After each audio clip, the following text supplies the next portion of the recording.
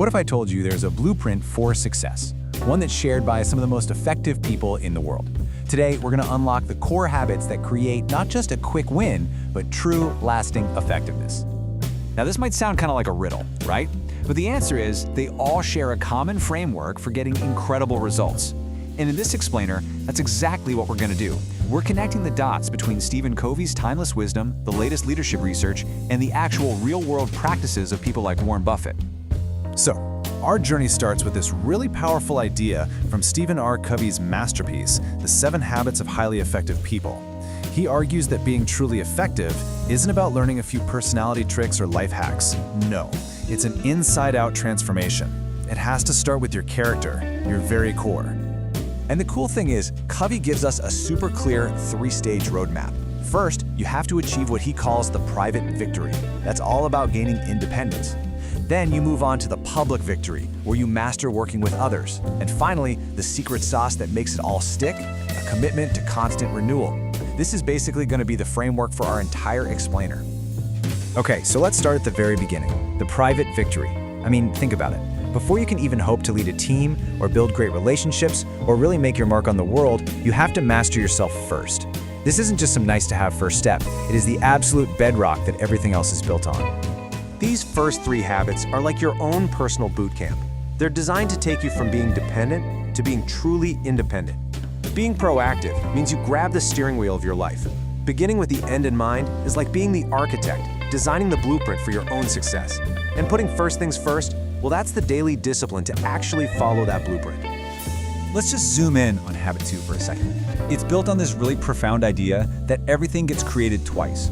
First as a mental idea, and then as a physical reality. A great way to think about it is retirement planning, right? The clear vision in the future you want completely changes the financial choices you make today. Well, it's the exact same principle, but for your entire life. Now, this little chart for habit 3, it is an absolute game changer. Most of us get stuck in quadrant I, just constantly putting out fires and dealing with crises. Or we get totally sidetracked by all the urgent but not important noise of quadrant 3. But here's the secret Covey points out. Truly effective people, they live and operate in quadrant 2. That's the quiet strategic zone of planning, learning, and real long-term growth. And you can see this principle in action everywhere. Billionaires are absolute masters of living in quadrant 2. They get rid of decision fatigue by just simplifying their wardrobes. They make deep learning a priority over shallow distractions. And they fiercely protect their time for the work that actually matters, shielding it from that constant attack of the urgent. So once you've achieved that private victory, you're ready to level up. You're ready for the public victory. This is where we go from thinking about me to thinking about we. It's where you take that hard-won independence and turn it into powerful interdependence. This is where individual success really scales up to team greatness. The habits for the public victory are basically the architecture for great collaboration. Thinking win-win isn't just a tactic, it's a whole philosophy for how you interact with people. Seeking first to understand, that might be the hardest habit of all, because it means you have to put your own ego aside. And synergy? Oh, synergy is that magic where the team accomplishes something that no single person ever could on their own. And what's so incredible is that these timeless habits are being proven right by the latest leadership research. These studies point to 3 pillars of amazing leadership: having a compelling vision, which is basically habit 2 for a team, building a foundation of trust, which comes from win-win thinking, and the one skill that ties it all together: emotional intelligence. Emotional intelligence, or EI, is the absolute bedrock of the public victory. It's the engine that powers our ability to build trust, to handle conflict, and for habit 5, it is absolutely essential. You just can't truly seek to understand another person without the empathy and self-awareness that EI gives you. Okay, so you've mastered yourself, you've mastered your relationships, but what's the secret to making it all last? That brings us to the final and, maybe the most important habit of them all, the art of renewal. Covey uses this fantastic metaphor of a woodcutter who's just too busy sawing to stop and sharpen his saw. And of course, he becomes less and less effective.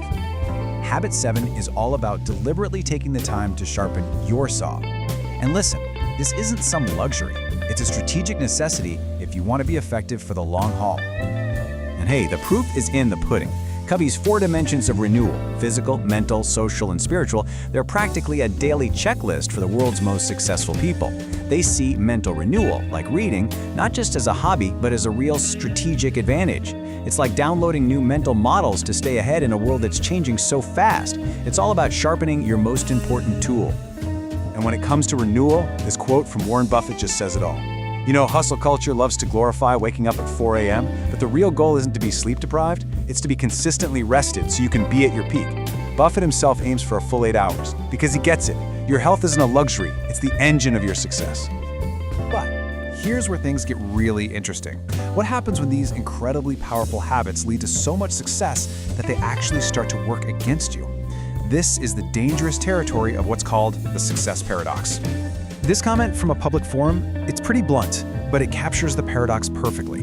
The very effectiveness and the track record that got someone to the top can create this dangerous belief that they just don't need to listen to different opinions anymore. And that's really the heart of the paradox. Success can breed overconfidence. I mean, when you've been right again and again and again, it's dangerously easy to start dismissing new ideas as just a waste of time.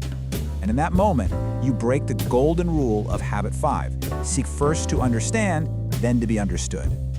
But here's the beautiful part. The solution is elegantly woven right into the fabric of the 7 habits. The antidote to the success paradox is habit 7, sharpen the saw. This isn't just about taking a vacation. It's about a relentless commitment to lifelong learning and staying radically open-minded.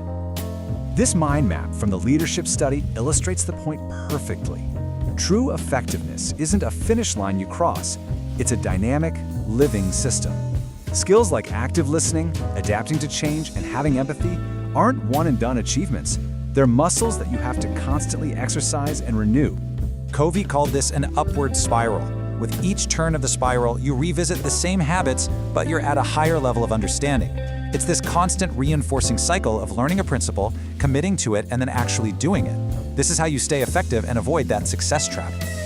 So, there you have it. The blueprint for effectiveness is timeless. You can see it in the pages of Covey and in the daily practices of Buffett.